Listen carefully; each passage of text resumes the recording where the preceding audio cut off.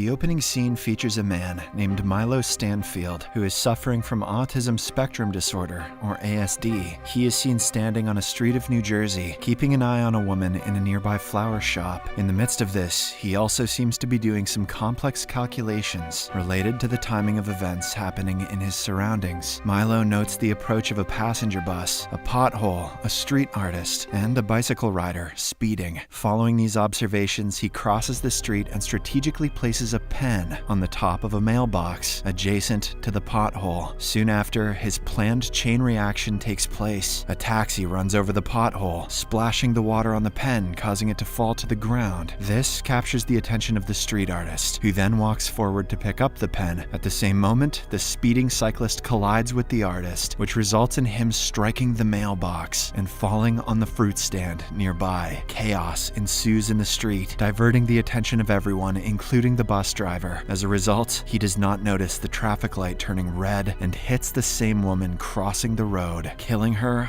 on the spot, and people say math isn't dangerous. Milo then walks away from the scene after confirming that his plan went smoothly. The scene then cuts to an FBI special agent, Olivia Dunham. She works for the Fringe Division of Homeland Security, specializing in paranormal phenomena. Olivia seems to be returning back to work after a long gap due to her head injury. As soon as she enters the Fringe headquarters, she is greeted by one of her fellow officers, Charlie, who is the supervisor of the team. In the meantime, the chief of the agency, Walternate Bishop, is talking to one of the lab assistants, Philip Broyles, regarding Olivia's return. Philip says that she is a doppelganger named Faux-Livia and expresses concern if they can integrate an imposter in their team. Here, it is revealed that Olivia, who is inside the office, is not the real one. She is in fact an imposter who has been brought to fulfill the place of the original one. Walternate then reveals his motivation behind keeping Faux-Livia in this universe and implanting the real Olivia's memories into her. He claims that Faux-Livia is the only one who can travel between universes without any harm. Walternate wants to figure out how she can do so. For this, he says that they must make her believe that she belongs here. Philip asks, what if her new identity does not hold? To which the chief replies that she will no longer be necessary after that. Afterwards, Charlie briefs the team on the seemingly random bus accident which he claims to have happened 2 times in this week. The victim has died in each case. He then asks his crew to be careful before going for the site investigation. A short while later, the FBI team arrives at the accident site and splits up to search for any leads or clues. The investigation is led by another FBI agent named Lincoln Lee, whose face appears to be ruined by burn marks. Charlie inspects the body and uses her fingerprint to retrieve her further details. She eventually finds out that the deceased woman's name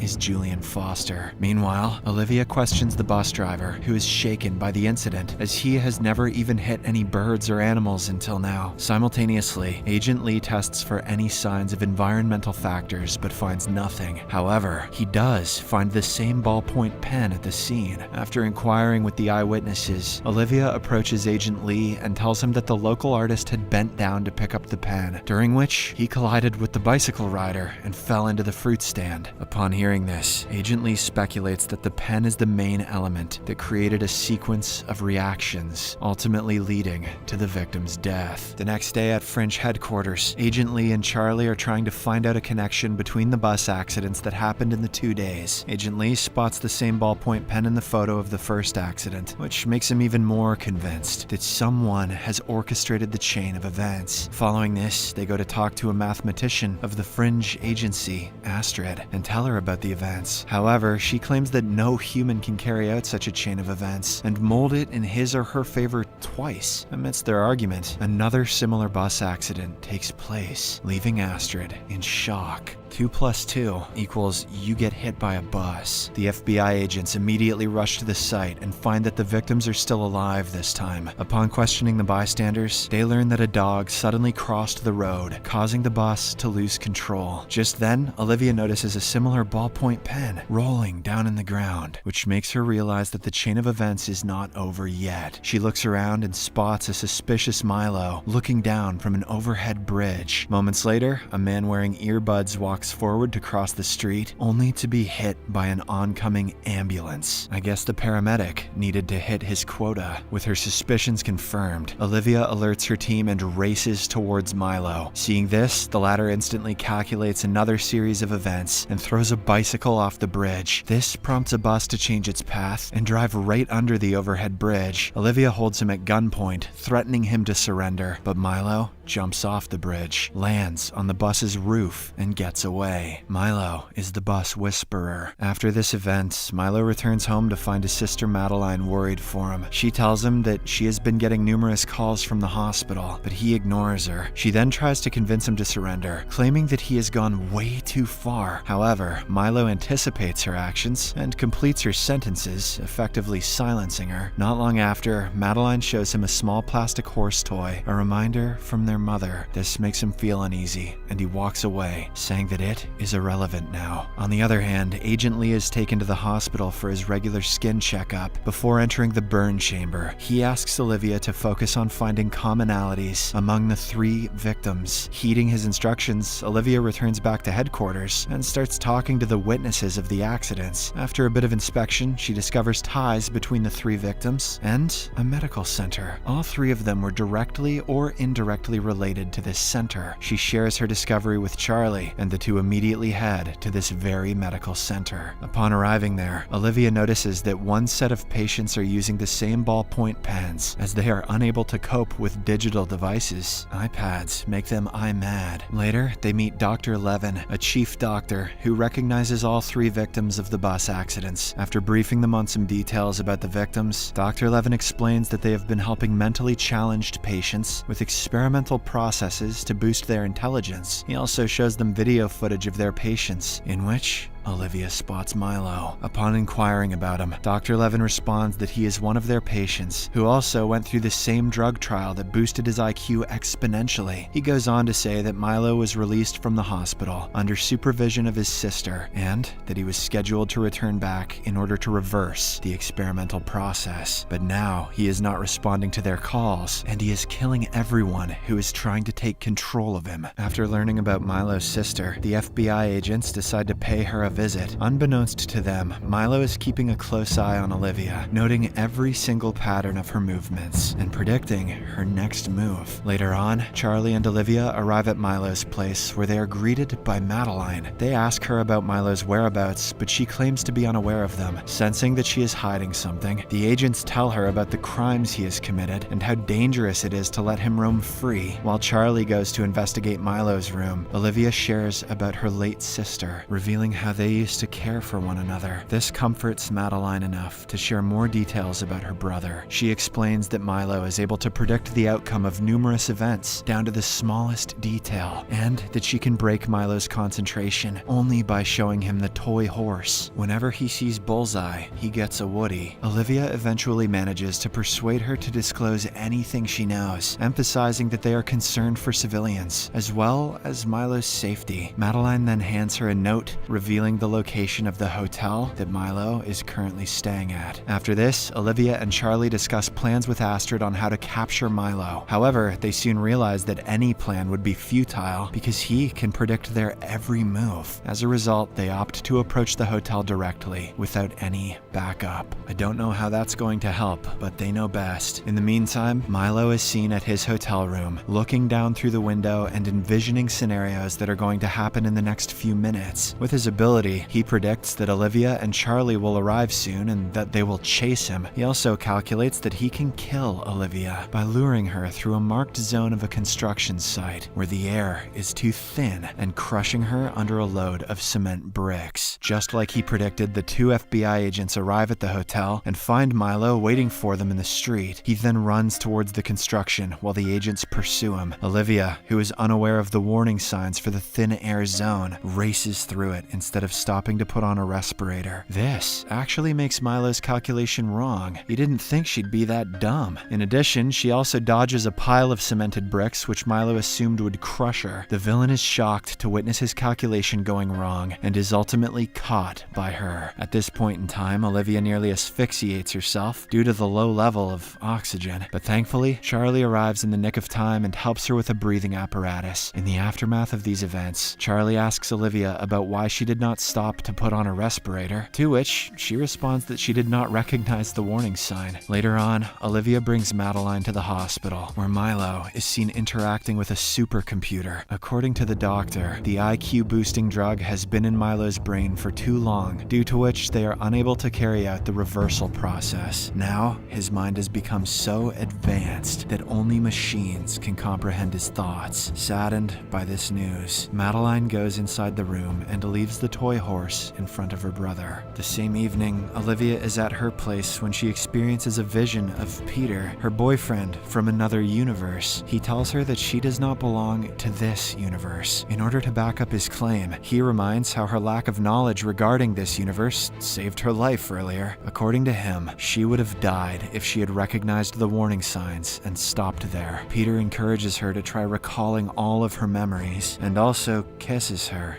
before vanishing.